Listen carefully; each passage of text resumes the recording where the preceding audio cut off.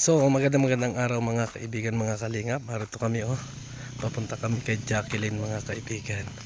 Lakad lang baga kami. Ay, kuya ba? Oh. Kasi baka daw mabara yung sasakyan dito, kaya hindi na itinuloy. Ayan. Ayan ang mga kaibigan yung papunta kay na Jacqueline. Ito pala yung paghihirap ni Kalingap Rob pag napunta dito kay Jacqueline. Mga kaibigan, malayo. Sir, mahina ang signal, sir. Napakalayo. May kasama kami foreigner, pulang buhok. Ayan. Sa bundok kami. So matagal-tagal ito kasi malayo daw yung kay Jacqueline.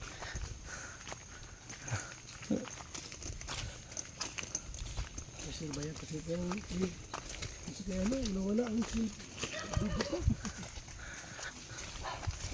Nangyari daw sa ilang video natin. Wala yung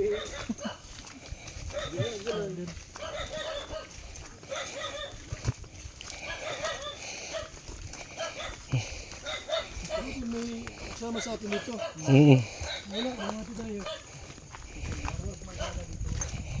Ha? Laban pa yan, pilay pa yung guide natin. Pasok. Oo. Pinasok na yung sa kanila. Hindi ko ba anak na yata. Dati taga-Tigbila. Ano ba nila? Wala rin bigay na ayuda ay. Wala taga-Tigbila. Tama ka sa yun, pagka namin yun. Ano?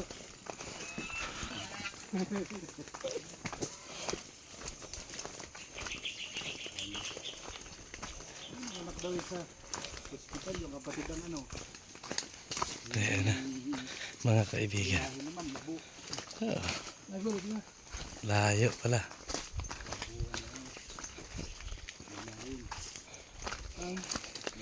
Tayo. Hindi ano. Ano Jacqueline.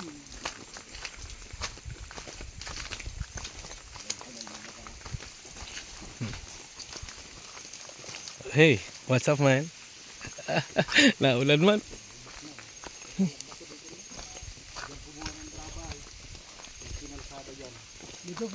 Dito po.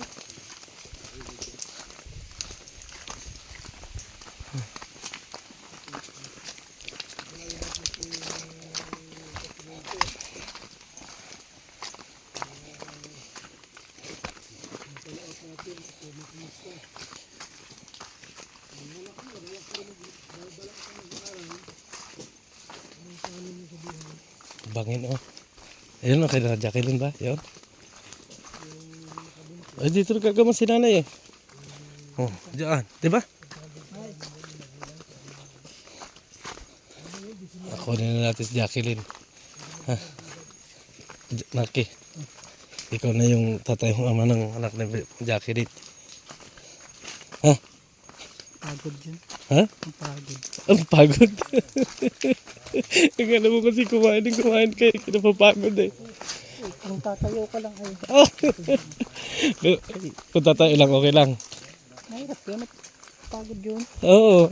Tatayo ka lang. Higa dapat ang gusto mo. Tatayo, opo. Tahiga. Ayun. Bago may gagawin ka rin.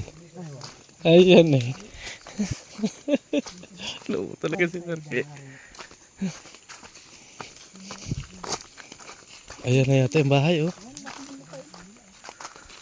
Lapit naman pala. Yan na yata yung bahay eh. Ang laki naman tayo mo. Oo.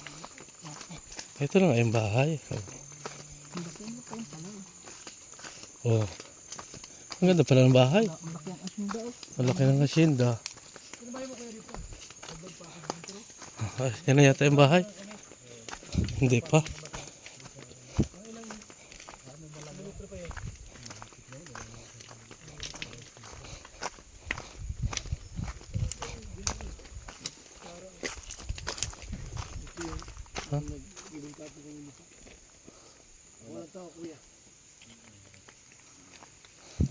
Ayan na nga yung bahay, mga kaibigan. So mamaya na ulit. Mga kaibigan yung paligid ni na Jacqueline Ang ganda ng paligid.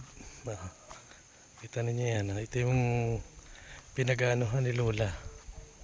Ayan oh. Kasipag naman ng Lola ni ni Jacqueline mga kaibigan oh.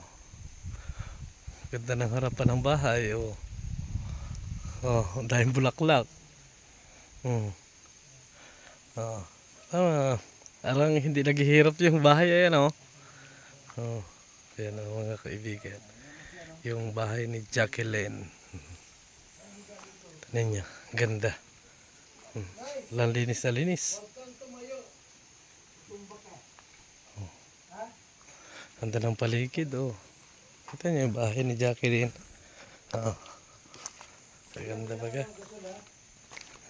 Ganda ng paligid oh. Oh. Ganda ng paligid. Oh. Tahimik na tahimik.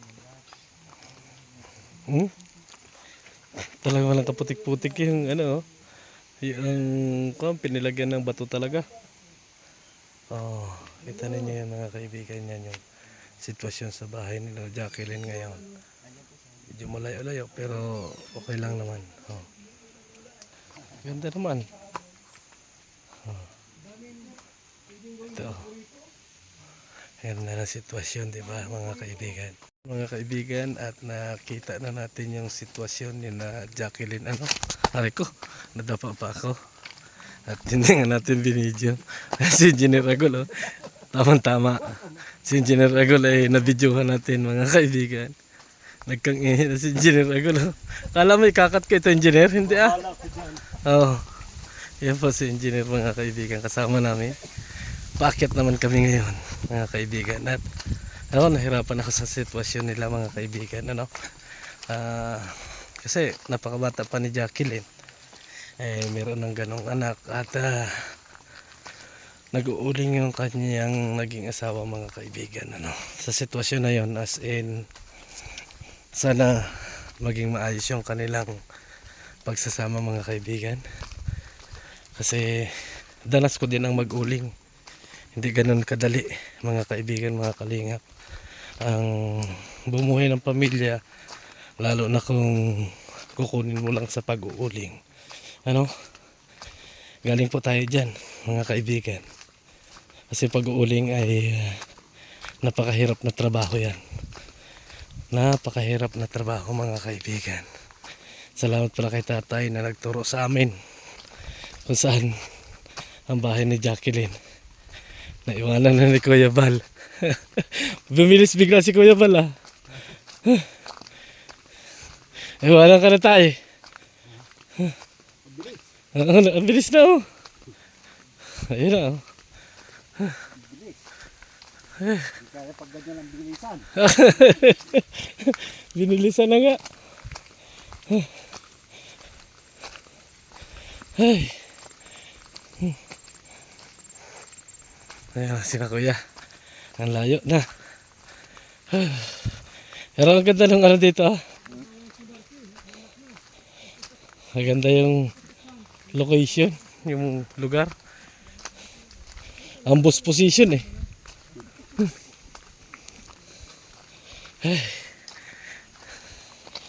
So ayan ang mga kalinga, puro paahon naman yung lalakarin namin ngayon. Kanina ay puro paahot.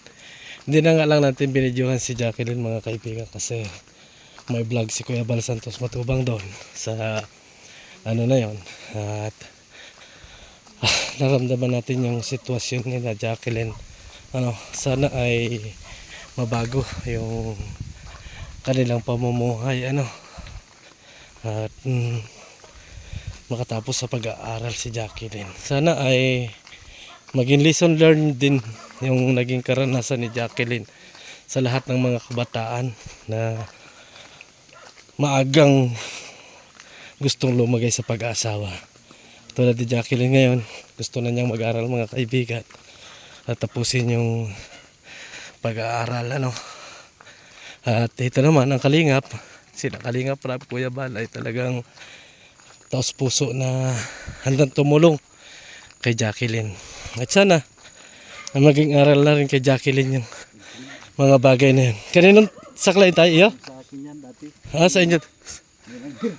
Anong hiram ka lang dati dyan ang saklay? Sa akin yan. Oo. Sila ang nangiram. Sila naman ang nanghiram ngayon. Ay. Sila pa. Oo. Saklay. Oo. Ay, ibig sabihin, mas lamang ka na sa kanila ngayon. Naman. Oo. Pinagod din ako. Mga kaibigan, mga kalingap. So, ayan mga kaibigan, tingnan ninyo at suportahan ninyo yung interview ni Kuya Bal Santos Matubang kay Jacqueline. Hindi ko alam kung mamaya yan i-upload or bukas. Ang mahalaga ay mapanood ninyo. At hindi natin i-blinag si na Jacqueline or nag-behind the scene tayo doon sa kanila para mas malinaw. Nasa channel lang ni Kuya Bal Santos Matubang mapanood yung premiere mamaya kay Jacqueline mga kaibigan. Ano pala pangalan mo tayo? Sani. Sani? Sani Villaverde. Sani Villaverde. Dating ako man ang chief dito ng BTS. Oh, salamat sa inyo tayo at kami na samahan nyo, malayo-layo rin pala. So hanggang sa muli mga kaibigan, mga kalingap. Ingat-ingat tayong lahat sa ating mga kabataan dyan. Ingat-ingat. Baka biglang mawala yung inyong mga pangarap. Dahil lang sa maling akala na magiging maginhawa ang buhay nila kapag nakapag-asawa na. As in, mag-aral mo ng mabuti. Yun ang pinakamahalaga mga kaibigan. Mag-aral. Thank you and God bless sa ating lahat. Bye-bye.